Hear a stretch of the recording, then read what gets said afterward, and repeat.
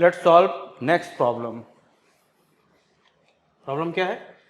यहां पे क्वेश्चन दिया है if alpha and beta be the roots of quadratic equation x square minus x minus 4 is equal to 0 and S N defined as cos to the power 4 theta into alpha to the power N plus sine to the power 4 theta beta to the power N, then the value of इस expression की आपको क्या निकालनी है? Value निकालनी है।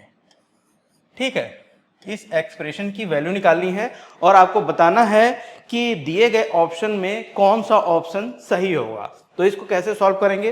देखो, इस टाइप के प्रॉब्लम ऑलरेडी आपके जेई मेन और एडवांस में पूछे जा चुके हैं और ये जो प्रॉब्लम है आपके जेई मेन और एडवांस के लिए बहुत ही इंपॉर्टेंट प्रॉब्लम है। ठीक है, तो इस टाइप के प्रॉब्लम को सॉल्व करने के 5 या 6 मेथड हैं, लेकिन मैं यहाँ पे आपको 2 मेथड बताऊंगा जिसकी सहायता से आप इन टाइप के प्रॉब्लम्स को सॉल्व कर पाओ। ठीक है, कभी भी इस टाइप का अगर प्रॉब्लम आए और एस एन इस तरीके से डिफाइंड है तो आपको डरने की कोई जरूरत नहीं है।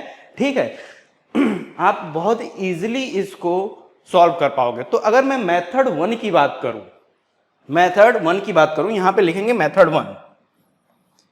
जैसे मैं मेथड 1 की बात करूं, मेथड 1, ठीक है, अगर मैं मेथड 1 की बात करूं तो हमें जैसे इस एक्सप्रेशन की वैल्यू और इस एक्सप्रेशन की वैल्यू का एडिशन निकालना है। तो सबसे पहले हम लोग इस एक्सप्रेशन की वैल्यू निकालेंगे, then we will find the value of this expression और इन दोनों को ऐड कर देंगे तो इस पूरे एक्सप्रेशन की वैल्यू हमें मिल जाएगी। ठीक है, तो करेंगे कैसे? देखो, हमें जैसे यहां पे लिखा है alpha and beta be the roots of this quadratic equation. अगर इस क्वाड्रेटिक इक्वेशन के रूट्स अल्फा एंड बीटा हैं तो ये दोनों ही रूट्स इस क्वाड्रेटिक इक्वेशन को सेटिस्फाई करेंगे। यानी x की जगह हम लोग अगर अल्फा एंड बीटा पुट कर दें तो उसकी वैल्यू क्या आ जाएगी? 0 आ जाएगी। यानी मैं लिख सकता हूं alpha square minus alpha minus 4 is equal to 0 and मैं ये भी लिख सकता हूं beta square minus beta minus 4 is equal to 0। ठीक है, इतनी बात समझ में आ गई। पहली बात मैंने ये की, ठीक है, alpha and beta with the roots of this quadratic equation, then both roots will satisfy this quadratic equation. ठीक है, तो मैंने क्वाड्रेटिक इक्वेशन में जस्ट अल्फा और बीटा की वैल्यू पुट कर दी और इक्वल टू 0 कर दिया। अब हमें क्या करना है? देखो, इस एक्सप्रेशन में हमें सबसे पहले S6 minus S5 divided by 4 S4 की वैल्यू कैलकुलेट करनी है। तो सबसे पहले हम लोग S6 माइनस S5 की वैल्यू कैलकुलेट करेंगे।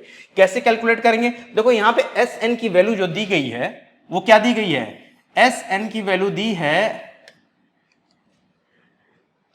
cos to the power 4 theta alpha to the power n plus sine to the power 4 theta beta to the power n। ठीक है, ये दिया गया है। अब हम सबसे पहले S6 माइनस S5 की वैल्यू कैलकुलेट करेंगे। S6 माइनस S5, इसकी वैल्यू क्या हो जाएगी? ठीक है, तो अगर इसकी वैल्यू कैलकुलेट करें तो हमें क्या मिलेगा? हमें मिलेगा cos to the power 4 theta alpha to the power 6 minus alpha to the power 5 plus sine to the power 4 theta beta to the power 6 minus beta to the power 5। ठीक है, ये मिल जाएगा हमें। अब देखो, अगेन हमें क्या करना है? हमें करना है इससे हम लोग क्या कॉमन ले लें? अल्फा टू द पावर 4 अगर हम लोग कॉमन ले लें तो क्या मिल जाएगा? ये अगर alpha to the power 4 common ले लें तो alpha to the power 4 cos to the power 4 theta और यहां पे क्या मिलेगा? Alpha square minus alpha plus यहां से हम लोग beta to the power 4 common ले लें तो बीटा टू द पावर 4 अगर कॉमन ले लेंगे तो ये क्या हो जाएगा? Sign to the power 4 theta beta square minus beta. इतनी बात समझ में आई? ठीक है, अब देखो, अल्फा एंड बीटा इस क्वाड्रेटिक इक्वेशन के रूट से, तो अल्फा यहां से क्या? अल्फा स्क्वायर माइनस अल्फा की वैल्यू क्या आ जाएगी? 4 and beta square minus beta की वैल्यू क्या आ जाएगी? 4। तो इन दोनों वैल्यूज को अगर इस गिवन एक्सप्रेशन में, किस एक्सप्रेशन में? इस गिवन एक्सप्रेशन में अगर हम लोग पुट कर दें तो यहाँ पे क्या इसकी वैल्यू मिल जाएगी, यहाँ पे मिलेगी 4 cos 4 theta alpha to the power 4 plus 4 sine 4 theta beta to the power 4। ठीक है, इतनी बात समझ में आई। अब अगर मैं 4 को कॉमन ले लेता हूं, 4 को अगर मैंने कॉमन ले लिया तो जो बचेगा, जैसे क्या बचेगा, cos 4 cos to the power 4 theta alpha to the power 4 plus sine to the power 4 theta beta to the power 4। ठीक है, ये जो वैल्यू मिली, कौन सी वैल्यू देखना जरा, ये जो वैल्यू मिली, ये जो वैल्यू मिली, ये किसकी वैल्यू होगी, 4 इंटू एस 4 की वैल्यू होगी या नहीं, 4 इंटू एस 4 की वैल्यू होगी, यानी एस 6 माइनस एस 5 की जो वैल्यू आएगी वो क्या आएगी, 4 into S to the power 4। अगर मैं S 6 minus S 5 divided by 4 S 4 की वैल्यू कैलकुलेट करूं तो इसकी वैल्यू क्या आ जाएगी, 1 आ जाएगी। इतनी बात समझ में आई। यानी जिस एक्सप्रेशन की वैल्यू हमें कैलकुलेट करनी है, मतलब इस एक्सप्रेशन की वैल्यू अगर हमें कैलकुलेट करनी है, उसके इस वाले पार्ट की वैल्यू क्या आ गई, 1 आ गई। सिमिलरली हम लोग इस वाले पार्ट की भी वैल्यू कैलकुलेट कर सकते हैं और दोनों को ऐड कर देंगे, then we will get the answer. ठीक है, तो हम कैसे करेंगे, देखो यहाँ पे हम लोगों ने कैलकुलेट कर लिया S6 माइनस S5 की वैल्यू। अब यहाँ पे हमें S10 माइनस S9 की वैल्यू कैलकुलेट करनी है। सिमिलरली इसी मेथड से करेंगे तो आप क्या देखोगे, जैसे अगर मैं S10 माइनस S9 की वैल्यू कैलकुलेट करूं, S10 माइनस S9 की वैल्यू, तो इसको क्या लिख पाऊंगा, Sn क्या है हमारा, Sn ये है, this one is your Sn। ठीक है, तो अगर मैं S10 की value calculate, S10 minus S9 की वैल्यू कैलकुलेट करूंगा तो इसको क्या लिख पाऊंगा, मैं लिखूंगा cos to the power 4 theta, sorry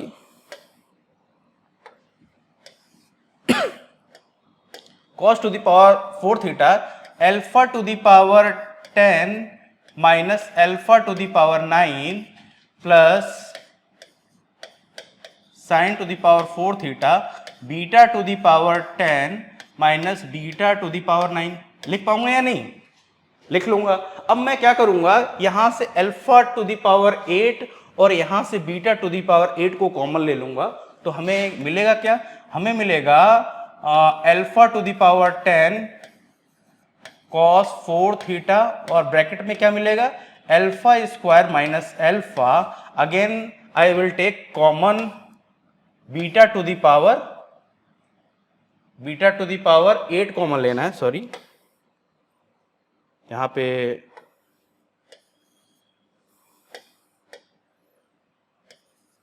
पे beta to the power 8 common ले लूंगा तो मैं क्या, हमें क्या मिल जाएगा, हमें मिल जाएगा बीटा स्क्वायर माइनस बीटा, मिल जाएगा या नहीं, मिल जाएगा। अब देखो यहां से अल्फा स्क्वायर माइनस अल्फा की वैल्यू क्या है, 4 है, और बीटा स्क्वायर माइनस बीटा की वैल्यू क्या है, 4 है। तो मैं यहां पे अल्फा स्क्वायर माइनस अल्फा की वैल्यू 4 के बराबर रखूंगा और बीटा स्क्वायर माइनस बीटा की वैल्यू अगर 4 के बराबर रखूंगा और अगर 4 को कॉमन ले लूंगा तो हमें क्या मिल जाएगा, अगर मैं यहाँ पे 4 को कॉमन ले लूं तो मैं इसको ऐसे लिख सकता हूं, cos to the power 4 theta alpha to the power 8 plus sine to the power 4 theta beta to the power 8। लिख पाऊंगा या नहीं, ठीक है। और ये किसकी वैल्यू हो जाएगी, ये जो है ये किसकी वैल्यू हो जाएगी, ये वैल्यू हो जाएगी 4s8 की वैल्यू हो जाएगी, यानी s10 माइनस s9 की जो वैल्यू हो जाएगी वो 4s8 के बराबर आ जाएगी। यानी यहां से s10 minus s9 divided by 4s8 की जो वैल्यू आएगी वो 1 के बराबर आ जाएगी। ठीक है, यानी जिस एक्सप्रेशन की वैल्यू हमें कैलकुलेट करनी थी, इस एक्सप्रेशन की वैल्यू कैलकुलेट करनी थी, उसके इस पार्ट की वैल्यू क्या है, इस पार्ट की वैल्यू 1 आई और इस पार्ट की वैल्यू क्या आई, 1 आई। अगर इन दोनों को हम लोग ऐड कर दें तो हमारी वैल्यू क्या मिलेगी, हमारी वैल्यू 2 मिलेगी। यानी your answer, your right answer is 2, यानी option B is your right answer. ये तो एक मेथड हो गया इसको सॉल्व करने का। एक दूसरा मेथड है इसी को सॉल्व करने का, बाय यूजिंग न्यूटन फॉर्मूला। ठीक है, न्यूटन फॉर्मूला और न्यूटन गिरार्ड फॉर्मूला हम कह सकते हैं। ठीक है, तो न्यूटन फॉर्मूला से हम लोग कैसे सॉल्व कर पाएंगे? देखो न्यूटन फॉर्मूला लगाने के लिए सबसे पहले कंडीशन क्या होनी चाहिए? कंडीशन देख लो। सबसे पहली कंडीशन ये होनी चाहिए कि जो एस एन डिफाइंड है, एस एन कैसे डिफाइंड था? यहां पे जो एस एन डिफाइंड था, यहां पे जो एस एन डिफाइंड था, एस एन कैसे डिफाइंड था? Cos to the power 4 theta alpha to the power N plus sine to the power 4 theta beta to the power N, ऐसे डिफाइंड था। तो न्यूटन फॉर्मूला अप्लाई करने के लिए सबसे पहले जो अल्फा की पावर है वही बीटा की पावर होनी चाहिए। ठीक है, बाय यूजिंग न्यूटन फॉर्मूला हम लोग तभी इस प्रॉब्लम को सॉल्व कर पाएंगे जब अल्फा की जो पावर है वही बीटा की पावर होनी चाहिए। और क्वाड्रेटिक इक्वेशन क्या है हमारा जो क्वाड्रेटिक इक्वेशन था वो क्या था? X square minus x minus 4 is equal to 0। ठीक है, तो न्यूटन फॉर्मूला अप्लाई करने के लिए सबसे पहले हम लोग क्वाड्रेटिक इक्वेशन के न्यूटन फॉर्मूला को लिखेंगे। ठीक है, ये मतलब हम लोग किसी भी n डिग्री के पॉलिनोमियल के लिए न्यूटन फॉर्मूला लिख सकते हैं, like cubic equation, by quadratic equation या पेंटिक इक्वेशन, जैसा भी इक्वेशन है n डिग्री का पॉलिनोमियल सबके लिए न्यूटन फॉर्मूला लिखा जा सकता है। यहाँ पे हमें इस क्वाड्रेटिक इक्वेशन के लिए न्यूटन फॉर्मूला लिखना होगा। तो कैसे लिखेंगे? देखो अगर इसके लिए हमें न्यूटन फॉर्मूला लिखना है तो सबसे पहले हमें क्या करना होगा? एक्स स्क्वायर की जगह एस एन से स्टार्ट करेंगे हम लोग। ठीक है, एक्स स्क्वायर की जगह एस एन, एक्स की जगह S N minus 1, S N minus 1, और -4 में हम लोग मल्टीप्लाई करेंगे एस एन माइनस 2 का। ठीक है, यहां ध्यान देने वाली बात यह है कि अगर आपने न्यूटन फॉर्मूला को n से स्टार्ट, मतलब सफिक्स n से स्टार्ट किया है, तो सेकंड वाले टर्म में n-1 होगा और इसके नेक्स्ट वाले टर्म में हम लोग n-2 लिखेंगे। ठीक है, मैं ऐसे भी लिख सकता हूं, जैसे मैं s n+2 से स्टार्ट करूं minus s n+1 -4 s n is equal to 0। ठीक है, तो ये दोनों ही जो मैंने फॉर्मूलाज लिखे हैं वो क्या हैं? इस क्वाड्रेटिक इक्वेशन के न्यूटन फॉर्मूला हैं। ठीक है, अगर मैं एस एन से स्टार्ट करूंगा तो next term n-1, next term में फिर इसके नेक्स्ट टर्म में n-2। अगर मैं एस n+2 से स्टार्ट करता हूं तो इसके नेक्स्ट टर्म में n+1 -4 एस एन, मतलब इसके नेक्स्ट टर्म में एक एक करके जो सफिक्स में है ना वो सब्सट्रैक्ट करते जाएंगे। ठीक है, तो ये इस क्वाड्रेटिक इक्वेशन का न्यूटन फॉर्मूला आ गया। अब हमें कैलकुलेट क्या करना था? देखो हमें S6 minus S5 divided by 4S, सबसे पहले इस एक्सप्रेशन की वैल्यू कैलकुलेट करने के लिए इसके पहले पार्ट की वैल्यू कैलकुलेट करेंगे। तो पहला पार्ट क्या है? S6 minus S5 divided by 4S4। ठीक है, इसकी वैल्यू कैलकुलेट करेंगे तो इसकी वैल्यू क्या आ जाएगी देखना जरा। तो अगर हमें इसकी वैल्यू कैलकुलेट करनी है तो इसमें s की जो मैक्सिमम सफिक्स है उसको हम लोग देखेंगे। क्या है इसमें? s की मैक्सिमम सफिक्स जो है वो क्या है? 6 है। तो मैं यहां पे अगर इसके न्यूटन फॉर्मूला में n की जगह मैं 6 पुट कर दूं तो क्या मिल जाएगा हमें? S6 minus S5 minus 4S4 is equal to 0। ठीक है, इससे मैं ऐसे कैलकुलेट कर सकता हूं ना, S6 minus S5 is equal to 4S4 calculate कर सकता हूं। फिर इससे मैं क्या कैलकुलेट कर सकता हूं? S6 minus S5 divided by 4S4 की वैल्यू 1 के बराबर कैलकुलेट कर सकता हूं या नहीं? ऐसे ही सिमिलरली अगर आपको इस एक्सप्रेशन के इस वाले पार्ट की वैल्यू कैलकुलेट करनी है तो इस पार्ट में s की मैक्सिमम सफिक्स क्या है? 10 है। तो न्यूटन फॉर्मूला में हम लोग क्या करेंगे? न्यूटन फॉर्मूला में n की जगह 10 पुट करेंगे तो क्या मिल जाएगा? हमें मिलेगा S10 minus S9 minus 4 S8 is equal to 0, मिल जाएगा या नहीं। यहाँ क्या हो जाएगा, S10 minus S9 is equal to 4 S8। Again इसको इस साइड लाएं, S10 minus S9 divided by 4 S8 is equal to 1। मतलब जिस एक्सप्रेशन की वैल्यू कैलकुलेट करनी है उसके दो पार्ट थे और दोनों पार्ट की वैल्यू जो आई 1 1 आई। ठीक है, अगर इन दोनों को ऐड कर दोगे तो then you will get the you will get your right answer. ठीक है, इन दोनों को ऐड कर दिया, इसकी वैल्यू 1 आई, इसकी वैल्यू 1 आई, दोनों को ऐड कर देंगे तो क्या मिल जाएगा, हमें 2 मिल जाएगा, यानी option B is your right answer. तो ये दोनों ही मेथड होते हैं, ये मेथड 2 है, लिखना मेथड 2 है। ठीक है, तो इस दोनों मेथड से क्या कर सकते हैं हम लोग, इस प्रॉब्लम को सॉल्व कर सकते हैं। अब ये ध्यान देना, जो एक्सप्रेशन दिया है यहाँ पे, जो एक्सप्रेशन दिया हुआ है, ठीक है, इसकी वैल्यू कैलकुलेट, क्या कभी ये पॉसिबल होगा कि S4 और S8 0 हो जाए। ठीक है, अगर S4 और S8 0 हो जाएंगे तो ये क्या हो जाएगा, ये भी अनडिफाइंड हो जाएगा, ये भी अनडिफाइंड हो जाएगा, क्योंकि ऑप्शन में यहाँ पे दिया है कि 1 2 3 एंड 4। ऑप्शन के हिसाब से देखेंगे तो S4 और S8 क्या हो सकता है, कभी भी अनडिफाइंड नहीं हो सकता, क्योंकि इसकी वैल्यूज दी हुई है, डिफाइंड वैल्यूज दी हुई है। ठीक है, अगर मान लो क्वेश्चन ऐसा बनाता कि यहां पे ऑप्शन डी की जगह लिख देता कि can't determine, can't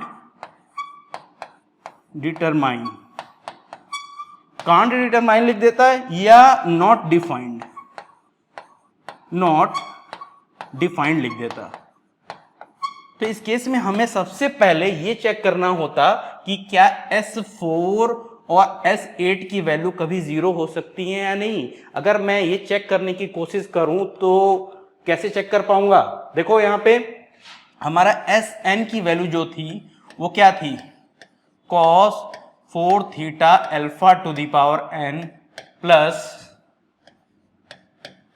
sin 4 theta beta to the power n। ठीक है, अगर मैं S4 की वैल्यू निकालने की कोशिश करूं तो ये क्या हो जाएगा, cos to the power 4 theta alpha to the power 4 plus sine और 4 theta beta to the power 4।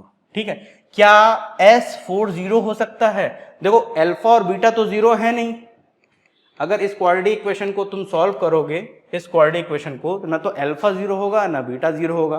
ठीक है, दूसरी बात, अल्फा और बीटा की जो पावर है वो इवन है, यानी ये जो है ये भी पॉजिटिव होगा, ये भी पॉजिटिव होगा। ठीक है, अब देखो cos की पावर क्या है, ये भी इवन है।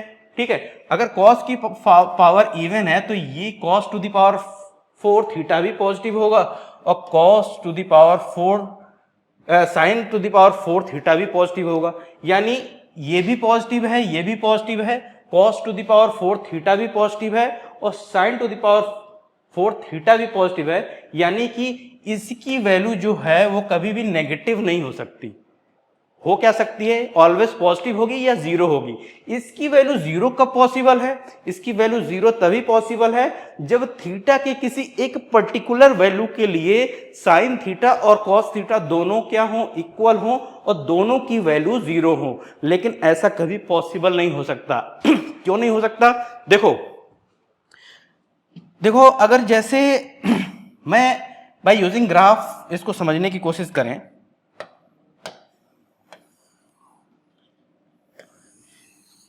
ये x एक्सिस हो गया और ये y एक्सिस हो गया। ठीक है, जैसे मैं यहां पे π/2 पाई 3 π/2 2 पाई 5 π/2 ये ले लिया हम लोगों ने। ठीक है, अब जैसे मैं साइन, लेट सपोज मैं f theta is equal to sine theta की वैल्यू कैलकुलेट करना चाह रहा हूं। ठीक है, अब ये जो x एक्सिस की जगह थीटा लिख देना और यहाँ पे ये f थीटा है। ठीक है, इतनी बात समझ में आई। मैं साइन थीटा की ग्राफ को प्लॉट करूं तो कैसे प्लॉट कर पाऊंगा, देखो ऐसे कुछ ग्राफ इसका प्लॉट होगा या नहीं, मैक्सिमम वैल्यू 1 होगी और मिनिमम वैल्यू क्या होगी, -1 होगी। ठीक है, f theta is equal to cos theta के ग्राफ को स्केच करने की कोशिश करूं तो कैसे स्केच कर पाऊंगा?